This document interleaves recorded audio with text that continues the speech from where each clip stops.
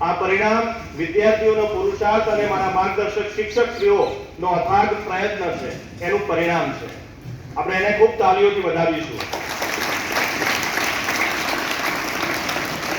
ત્યારબાદ જ્ઞાન સાધનાની પરીક્ષા ધોરણ 8 માં લેવાતી હોય છે. સમગ્ર ગુજરાત રાજ્યમાંથી 25,000 વિદ્યાર્થીઓ મેરિટમાં સ્થાન મેળવી શક્યા. આનંદની વાત એ છે, ગૌરવની વાત એ છે કે આપણી શાળાના 4 વિદ્યાર્થીઓ જ્ઞાન સાધનામાં મેરિટમાં સ્થાન મેળવી શક્યા છે. ધોરણ 9 માં લેવાતી શિષ્યવૃત્તિની પરીક્ષા 27 વિદ્યાર્થીઓએ પરીક્ષા આપી. એમાંથી 18 વિદ્યાર્થીઓ શિષ્યવૃત્તિની પરીક્ષામાં પાસ થયા. આ ઉપરાંત તાજેતરમાં તાલુકા રમતોત્સવમાં કબડ્ડીની સ્પર્ધામાં અંડર 14, અંડર 17 અને અંડર 19 આપણી 3 ટીમો તૈયાર કરવામાં આવેલી.